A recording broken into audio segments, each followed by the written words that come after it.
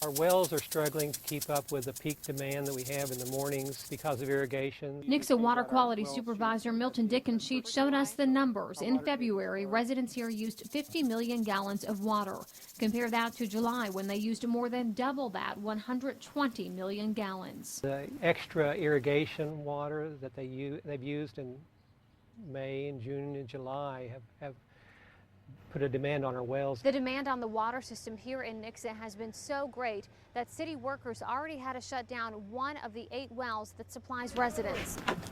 There is not the water available. It is not replenishing fast enough for everyday use. Richard Linebaugh runs a well drilling and pump service. His employees are working round the clock to drill new wells and fix other problems for homeowners and businesses that have basically run dry. We're seeing where the wells are not replenishing back to the levels that they had before, and we are seeing a stress on the equipment. As for the city, Nixa water workers say the greatest demand is early mornings and early evenings, and they're asking people to help them conserve. If they could maybe let their yards get a little brown and water 3 times a week instead of 5 or 6 or 7 times a week, you know, that would really help us out.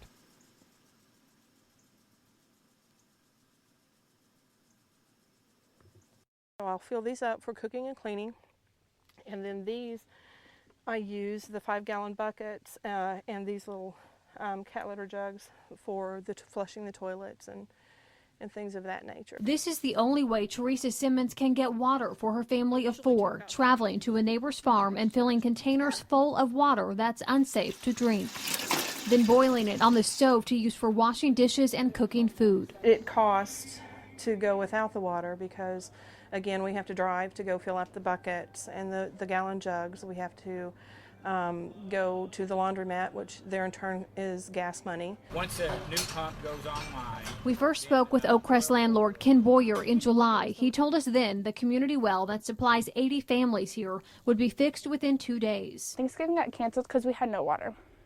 So now he's like, I promise you I'll have the water by Christmas. I don't believe you. Close to 24 children and teenagers who attend Logan Rogersville schools live in the Oakcrest neighborhood, and now school administrators are getting involved. Private shower, sink, stool as well. This is one of the facilities the school has made available for Oakcrest students. The superintendent says his primary concerns are health and safety. It's beyond our walls, but at the same time it has implications on our students and our families. Missouri's landlord-tenant law requires landlords to refrain from turning off tenants' water and pay for any needed repairs. 5 months after the water stopped running here, Boyer still maintains he's doing everything possible to get a new well drilled. Boyer's just stand. Hi Ken, Emily Wood at KY3. Here's what he told me in a phone conversation Thursday. Between 1.5 and 2.5 weeks, they'll be able to come and do it. 2.5 weeks from now is Christmas Day. Do you think if we call you on Christmas Eve, we'll have running water out there?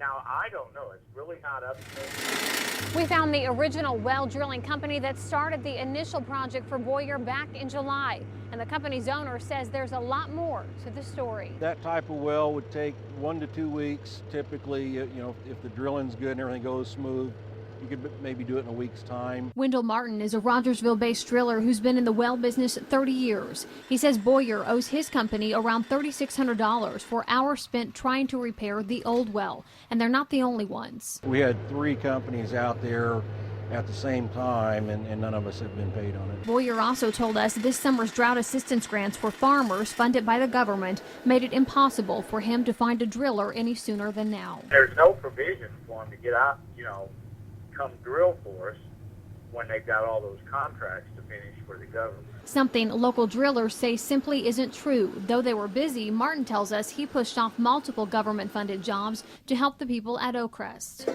In the meantime, people here have adapted to modern-day life without running water. I just think it's time somebody steps in and does something. Fighting off sickness in their children and wondering how they will survive through the winter. Well, eventually the water is going to freeze, and then how are we going to get water? How are the children and the dogs, you know, going to drink water if we don't have any?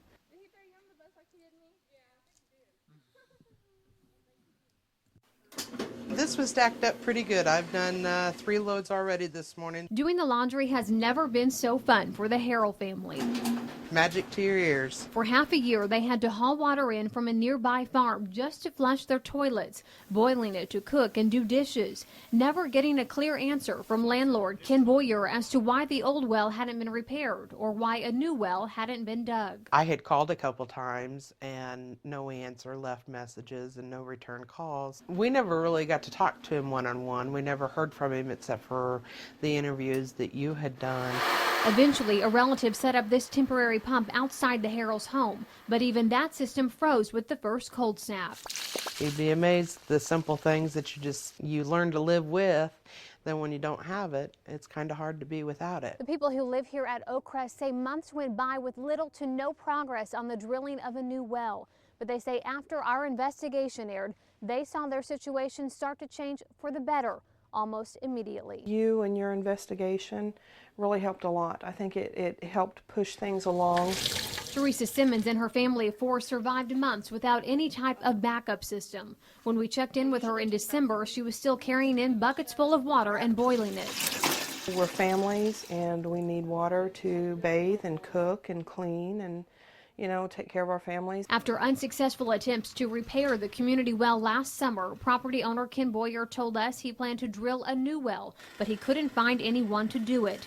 We got a much different explanation from some longtime area drillers. We had 3 companies out there at the same time, and none of us have been paid on it. After seeing our investigation in early December, a company from Crane decided to help, drilling a new temporary well within a matter of days. My kids every day would ride the bus up on the hill and tell me, Mom, he's not up there doing anything. Mom, he's not up there doing anything.